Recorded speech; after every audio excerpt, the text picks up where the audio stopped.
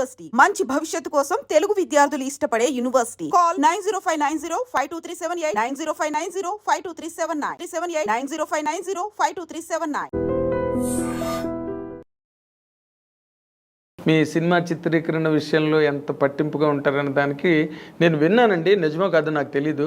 సరైన సినిమా అసలు అరవింద్ గారికి మీరు చూపించలేదంటగా ఆఖరి వరకు ఎవరు అన్నారు? ఎవరో అనడం అని కాదు సార్, నాకు వేరే సీన్లలో చూపించడాలు కొంత అయిన తర్వాత వాళ్ళతో అది నాకు అసలు అలవాటు లేదండి. నేను ఒకటి ఫిక్స్ అయ్యి కరెక్ట్గా ఇది అయిన తర్వాత నేను ఫైనల్ ఎడిట్ పర్ఫెక్ట్గా చేసిన తర్వాత కూర్చోబెట్టి చూపిస్తాను సార్. మీకు డౌట్ ఉందో చెప్పండి, ఇప్పుడు ఏం చేద్దాం, ఇబ్బంది లేదు. ఓకే, ఆ రోజు నేను చూపించినా కూడా మీరు గెస్ చేయలేరండి. ఏ సీన్ కాని సీన్ ఎప్పుడు చూపించినా బాగానే ఉంటాయి సార్. అవును, అది అంతా కూడా కంపోజ్ అయిన తర్వాత మీకు వచ్చేసేసి ఒక కరెక్ట్గా ఒక చైన్ ఆఫ్ దీనిలో పెట్టేసి లింక్స్లో పెట్టేసేసి కరెక్ట్గా ఒక స్క్రీన్ ప్లేలో పెట్టి మీ ముందు తీసుకొచ్చి పెట్టినప్పుడు మాత్రమే ఒక జడ్జిమెంట్ వస్తుంది. ముందే ఊరికే చూస్తాం, మేము చెప్తాం, ఏం చెప్పలేరండి ఎవరు అనుకుంటాం కానండి, చెప్పలేరు సార్. అక్కడ అది మనం చీట్ చేసినట్టు అవుతుంది. ఓకే, సో ఫైనల్గా చూసినప్పుడు ఒక్కసారి నాన్న ఇది ఇక్కడ ఏదైనా తేడా ఉంది, డైరెక్ట్ గారు ఇక్కడ ఏదైనా చిన్న ఇది ఉంది, అది ఒకసారి చూడండి, ఈజీ నాకు. ఓహో ఇందుకు అడుగుతున్నారా, లేదంటే సార్ ఇదిగో దీని లింక్ ఇదిగో ఇక్కడ ఉంది కాబట్టి నేను ఇది చేశాను అని చెప్పడానికి ఉంటుంది. లేదు కరెక్టేనా, లేదు సార్ నిజమే బాగుంది, టోటాలిటీ బాగుంది అనుకుంటే ఒకటి, లేదు సార్ నిజంగానే ఇది చిన్న ఇది ఉంది సార్, ఓకే ఒక 2 days మనం పెట్టుకుందామండి, టోటల్ ఇంకేమున్నాయో చూసుకుని 2 days పెట్టేస్తాం, ఈజీ. అదే వాళ్ళకి చెప్పడానికి ఈజీ, మీకు చూపించడానికి ఈజీ, వాళ్ళు చెప్పిన తర్వాత మీరు కరెక్ట్ చేసుకోవడం కూడా ఈజీ అండి. అలా కాకుండా ఇవాళ చూసావు, ఒక ఇంటర్వెల్ దాకా అయింది, కొంతవరకు ఉంది చూసావు, ఇప్పుడే జడ్జ్ చేయలేరు. ఏం చెప్తారు, చూస్తారు అంతే. నాకు ఇంకా సెకండ్ హాఫ్ ఉంది కదా, నేను షూట్ చేయకుండా నువ్వేం చెప్తావు జడ్జిమెంట్?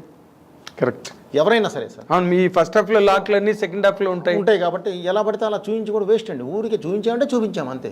అది ఎందుకు? అది నాలుగానే ఏంటంటే నేను ఆయనకి ఇదే చెప్పానండి, గురుగారు నాకు జడ్జిమెంట్ కావాలంటే నువ్వు రోజుకోసారి చూసే జడ్జిమెంట్ రాదు. ఇది ఆల్రెడీ చూసాను ఎన్నిసార్లు. ఒక ఎంటర్టైన్మెంట్ సీన్ ఉందండి, ఒకసారి చూసావు నవ్వావు, రెండోసారి చూసావు నవ్వావు, మూడోసారి చూసావు నవ్వావు, నాలుగోసారి నవ్వావు, ఐదోసారి చూసావు ఆల్రెడీ చూసాం అనుకుంటావు, ఆరోసారి నేను చక్కలికి పెట్టాలి.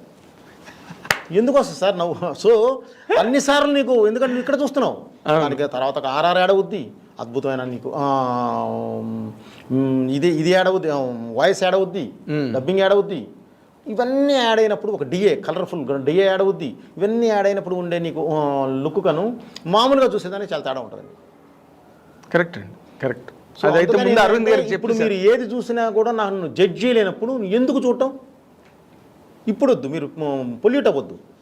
మీరు ఒకేసారి చూసినప్పుడు మీకు ఒక ఆడియన్లో చూసావు, మీకు ఒక జడ్జిమెంట్ ఉంటుంది. సో అందుకని నేను ఫస్ట్ నుంచి నేను బాలయ్య గారికి కూడా ఫైనల్గా చూపిస్తానండి. అంతేనా? ఫైనల్గా చూపిస్తాను సార్. బేసిక్గా ఆయనకి నాకున్న బాండింగ్ వేరండి. ఆయన అసలు కథ కూడా అడగడు, వద్దు భయపడగారు, మీరున్నారు చూసుకుంటారు నాకెందుకు అంటాడు ఆయన. ఓకే, సో ఆయనకి నాకున్న నమ్మకం అండి, మా మధ్యలో ఉన్న బాండింగ్ అది. ఓకే, సో ఇంకా ఎక్కువ రెస్పాన్సిబిలిటీ కదా, నువ్వేం చెప్పద్దు నాకు, నువ్వే అది నిజంగానే బరువు కోసం అనండి ఆయన. నాకెందుకు భయపట్టున్నాడు కదా అని ఆయనకు ఒక ఉంటుంది, నమ్మకాన్ని నేను నిలబెట్టుకుంటూ వచ్చాను కాబట్టి ఆయన ఇంకా బాగా నమ్ముతాడు. ఇప్పుడు మీరు మామూలు రెగ్యులర్ క్యారెక్టరైజేషన్ అయితే ఒక పద్ధతి అండి, అఖండలో ఈ క్యారెక్టర్ ముందు బాలయ్య బాబు గారికి చెప్పారా? అఘోరా క్యారెక్టర్. ఓకే, చెప్పిన తర్వాత షూట్కి వెళ్ళారా? 1 minute సార్ ఆయన వినింది. బాబు ఇప్పటివరకు మనం 2 ఇలా చేసాము, సోషల్ ఫార్మాట్ చేసాము, ఇప్పుడు సోషల్ ఫార్మాట్ 2.5 hours కష్టమైపోద్ది, మరి ఏం చేద్దామండి, నేను ఇలా అఘోరా క్యారెక్టర్ అనుకుంటున్నాను. అఘోరా అంటే విభూతి పూసుకొని హెయిర్ పెంచి వచ్చి ఇదా అన్నాడు. అవును బాబు, కాకపోతే బాలయ్య బోయపట్టాలి ఉంటారు కదా బాబు. కుట్టారుగా, బాలయ్య బోయపట్టి అలా ఉంటారు కదా. నిజమేనండి, మీ ఇష్టం, ఎప్పుడు గెటప్ చెక్క ఎప్పుడు వెళ్ళిపోతాం, ఇంతే జరిగింది. ఓ అంతేనండి, చాలా సింపుల్, చాలా సింపుల్. ఆ క్యారెక్టర్ ఎలా జర్నీ చేస్తాను, ఎందుకు నువ్వు చూసుకుంటావు కదా అన్నాడు ఆయన. ఓకే, అంతే, చూసుకోండి, తర్వాత మనం గెటప్ అంతప్పుడు కావాలంటే అప్పుడు ఏదైనా ఊరికే నేను ఎలా వెళ్ళాలి చెప్పండి నాకు చాలు అంటే అది నమ్మకం అండి, షీర్ ఫెయిత్ మీ మీద ఉన్న నమ్మకం అండి, అంతే. ఆ నమ్మకం ఉన్నప్పుడు మనం చాలా బాగా ఇంకెక్కువ వేసుకుంటామండి మా భుజాన. అది ఒక రకంగా హెవీ వెయిటేనండి. ఇప్పుడు కథ విని బాగోలేదు, ఇది మార్చండి, ఇలా మార్చండి అంటే అప్పుడు సమానమైన నిష్పత్తి ఉంటుంది రెస్పాన్సిబిలిటీ. ఇప్పుడు అంతా మీదే, మంచి అయినా చెడు అయినా. సో మీరు ఆ యాంగిల్లో మళ్ళీ సింగిల్ హ్యాండ్ ఫైటే కదా మీది. మరి దాన్ని మీరు ఎంజాయ్ చేస్తారండి? బాగా ఆ? బాగా. ఎలా? ఎందుకంటే నేను రీమేక్ నేను చేయలేను సార్. రీమేక్ చూపిస్తే నాకు కిక్కు రాదు. నాకు రోజు స్ట్రగుల్ పడాలి. అమ్మ ఈ షాట్ ఎలా తీయాలి, ఇది ఇలా పెట్టాలి, ఇది మార్చాలి, బ్లాక్ మార్చాలి, ఆర్టిస్ట్ నుంచి ఇది బయటికి తీయాలి. ఆ కిక్ ఉన్నప్పుడే నేను డైరెక్టర్గా బతికున్నట్టండి. అది లేని రోజు నాకు అవసరం లేదు సార్ అది. అందుకే నేను రీమేక్లు చేయనండి. రీమేక్లు చేయరు అసలు? ఆ ప్రస్తావన కూడా మీ దగ్గర రాదేమో? నేను చేయనండి, చేయలేను. నాకు కిక్ ఉండదు. అది నేను చూస్ చేసేదేం సార్. మరే కరెక్ట్. నేను అది పెద్ద ఇబ్బంది పడతాను. నేను రీమేక్లు మధ్య బాగా డిసప్పాయింట్ కూడా ఎప్పుడు రీమేక్ ఈజ్ అలా అని కాదు సార్. నేను వాళ్ళతో చెప్పలేదు. నేను ఎవరితో సినిమాలే కూడా నేను రీమేక్లకి వెళ్ళాను సార్. ఎందుకంటే ఆల్రెడీ చూసిన సినిమా సార్ అది. నేను సో కొత్త పాయింట్ ఆఫ్ వ్యూ ఏదైనా ఉంటే నేను చేస్తాను ఆ రీమేక్లో కూడా. కొత్త పాయింట్ ఆఫ్ వ్యూ దానికి. ఇప్పుడు నేను చేసిన దానిలోనే నాకు భద్ర ఉంది, సెకండ్ వెర్షన్ ఉంది. నాకు నేను చేయగలను. ఓకే, భద్రకి సెకండ్ వెర్షన్ ఉంది. కానీ సెంట్రల్ పాయింట్ అదే ఉంటుంది. ఆ సెంట్రల్ పాయింట్ మార్చాలి. మారిస్తే వచ్చేస్తుంది, మొత్తం కొత్త కథ వస్తుంది. ఓకే. సింహ కూడా అలాగే ఉంది. తులసికి లేదని సింహాకు ఉంది అలాగే. ఇదే ఉంటుంది, సెకండ్ వెర్షన్ ఉంటుంది. సెకండ్ అంటే అదర్ వెర్షన్, ఇంకో రకంగా కూడా తీయచ్చు ఆ సినిమా. Okay, other version. అలా ఇంకేదైనా నేను వెళ్ళినప్పుడు చేయగలను. కాదు సార్, దాన్ని ఎవరు డిసైడ్ చేస్తారు? మీకు మీరే డిసైడ్ చేసుకుంటారు కదా రెండు వెర్షన్స్ ఉన్నప్పుడు?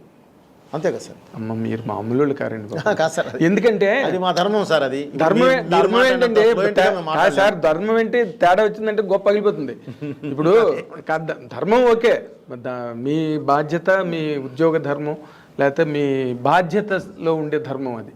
బట్ ఏదైనా ఒక బ్రిటిష్ వాళ్ళు ఎక్కువగా కౌన్సిలింగ్ని నమ్మేవారంట. కౌన్సిలర్స్ కూర్చుని డెసిషన్ తీసుకోవడం అది. అవును, అది అప్పుడు బాధ్యత అన్నది అందరికీ పంపకం జరుగుతుంది. ఇక్కడ మీరు రెండు వెర్షన్స్ రాసుకుని రెండు బాగున్నాయి దీనిలో వెళ్దామని అనుకోవడం మాత్రం ఇప్పుడు నాకు సాహసమే. నాకు ఒక రైటర్స్ వింగ్ కూడా ఉంటుందండి. వాళ్ళతో కూడా కూర్చుంటాను సార్. ఓకే, కూర్చొని వాళ్ళ అభిప్రాయాలు కూడా మొత్తం వింటామండి. వాళ్ళతో పాటు కూర్చొని వాళ్ళ అభిప్రాయాలతో పాటు మొత్తం అంతా కూడా అభిప్రాయం తీసుకున్న తర్వాతే ఫైనల్ జడ్జికి నేను వెళ్తానండి. Okay, then you will arrive at final decision. Sir okay, ఇప్పుడున్న ఇది ఎలా ఉంది, ట్రావెల్ ఎలా కావాలి, ఏంటి, వాట్ ఇప్పుడు నడుస్తున్న ట్రెండ్ ఎలా ఉంది, ఓకే, ఎవరిని మనం ఖాయం చేస్తున్నాం, ఈ సినిమా ద్వారా ఎవరిని ఫస్ట్ ఆడియన్స్ మన సినిమాకి రావాలి అనేది కంపల్సరీ ఇది పెట్టుకొని కూర్చుంటాను. ఓకే, తర్వాత నాకు అంటే మీరు ముత్యాల సుబ్బయ్య గారి దగ్గర అసిస్టెంట్గా ఉన్న రోజుల నుంచి మీరు నాకు తెలుసు.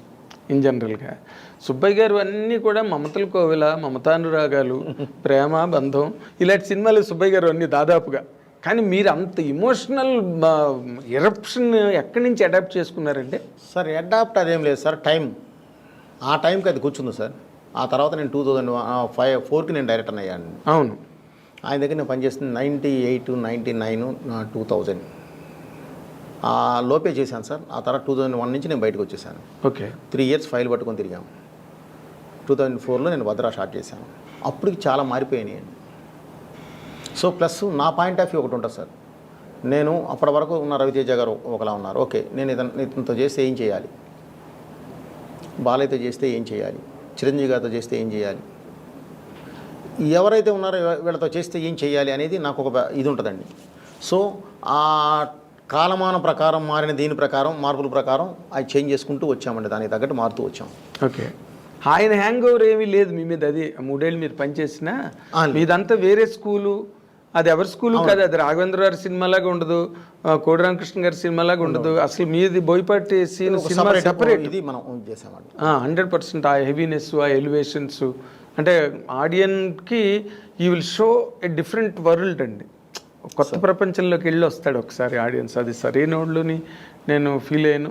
నేను మీకు సినిమా చూడగానే కూడా మీకు ఫోన్ చేసి చెప్పాను సరైనోడు. అప్పటి నుంచి నాకు ఐ ఫాలో యువర్ ఫిల్మ్స్. ఎందుకంటే వేరేగా ఉంటాయి, వేరే ధోరణి సినిమాలు అవన్నీ కూడా. ఇప్పుడు మీరు నార్మల్గా ఒక రవితేజ, ఒక రామ్ చరణ్ గారు, ఒక అల్లు అర్జును, బాలయ్య బాబు, ఇప్పుడు రాము, ఇది వెళ్తున్నా. చిరంజీవి గారితో సినిమా చేసే సిచ్యువేషన్ ఎప్పుడు మీకు రాలేదండి? వస్తుందండి, కథ ఉండాలి సార్. కథ గతంలో కూడా ఎప్పుడు? గతంలో కుదరలేదండి, రాలేదు. ఇప్పుడు వచ్చిందంటే కూడా నేను కథ మీద కూర్చోవాలి సార్. ఎందుకంటే ఆఫ్టర్ అఖండ అన్నీ మారిపోయినాయండి పెర్మిటేషన్. ఎందుకంటే ఆ సెక్టర్ హీరో బాలయ్య గారు కానీ, చిరంజీవి గారు, వెంకటేష్ నాగార్జున, ఇదంటే అదొక సెక్టర్ అండి. దానిలో చేసేటప్పుడు మెయిన్ పారామీటర్ ఏది చూస్తారా అంటే అఖండ చూస్తారు. ఇప్పుడు అఖండ లాగా నేను ఏదైనా కొత్తది ఎత్తుకొని చేయాలి చిరంజీవి గారి మీద. సో ఇప్పుడు ఏదైనా వస్తే దాని గురించి కూర్చోవాలే తప్ప ఇప్పుడు మన దగ్గర లేదండి కదా. కథ లేదు ఇది. అలా లేదు ఇప్పుడు. అదే మళ్ళీ చిరంజీవి గారితో చేసే ప్రపోజల్ ఏదైనా వస్తే అప్పుడు మీరు మళ్ళీ కొత్తగా ఆలోచించాలండి. అప్పుడు దాని మీద పెన్ను పుస్తకాలు పట్టు కూర్చుంటారు. వచ్చినా కూడా ముందే ఆలోచించుకోవాలండి, వచ్చిన తర్వాత అనేది కాదు. అదేలేండి. ఒక కథ రాసి పెట్టుకుంటే ఎక్కడికి పోదండి. రాయలేదా మీరు? అలా కాదండి, ఇప్పుడు అఖండ తర్వాత వేరే విధంగా వెళ్ళాలండి.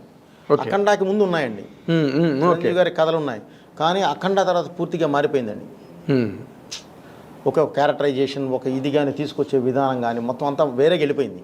సో ఇప్పుడు అంతది కావాలి, అతనితో చేయాలంటే, చిరంజీవి గారితో చేయాలంటే అంత కథ కావాలి. ఓకే, అంటే అది వేరే వేరియేషన్లో ఉండాలి, ఉంటేనే కరెక్ట్గా కూర్చుంటుంది. వేరే డైమెన్షన్ ఉండాలి. లేదంటే ఎలా పడితే అలా అంటే దాంతో పోలిక వస్తుంది. సో అందుకని తొందరపడకూడదు.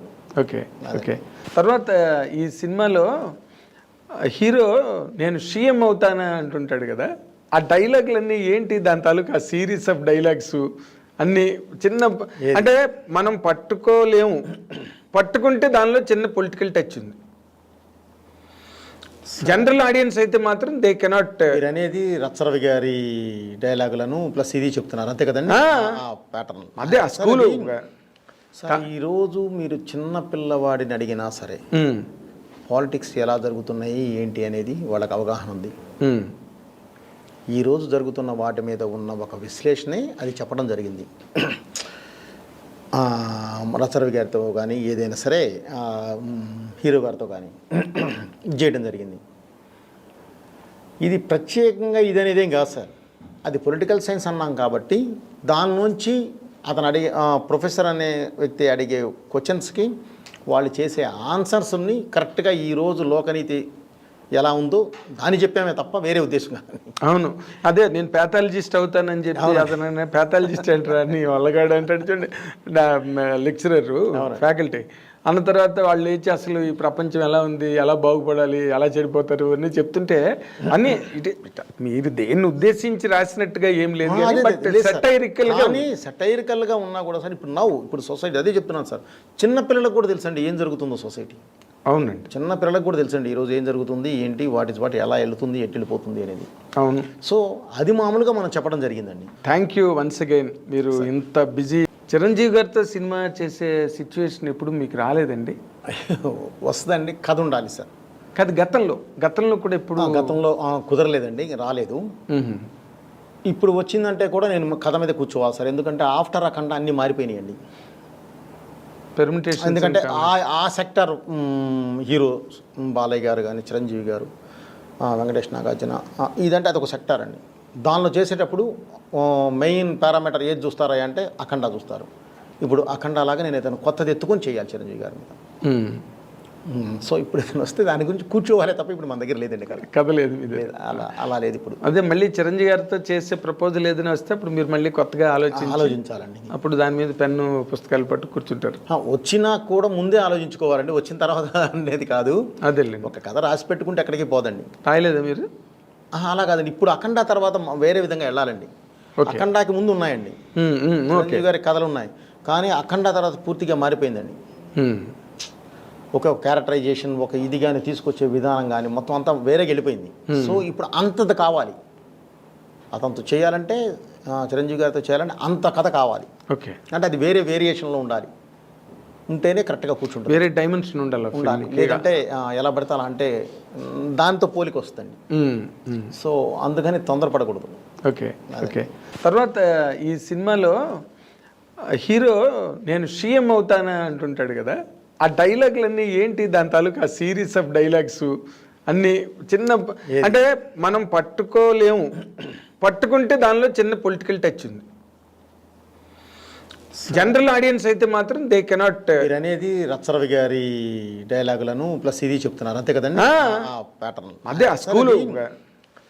ఈరోజు మీరు చిన్న పిల్లవాడిని అడిగినా సరే పాలిటిక్స్ ఎలా జరుగుతున్నాయి ఏంటి అనేది వాళ్ళకి అవగాహన ఉంది. ఈరోజు జరుగుతున్న వాటి మీద ఉన్న ఒక విశ్లేషణే అది చెప్పడం జరిగింది. రచరవి గారితో కానీ ఏదైనా సరే హీరో గారితో కానీ చేయడం జరిగింది.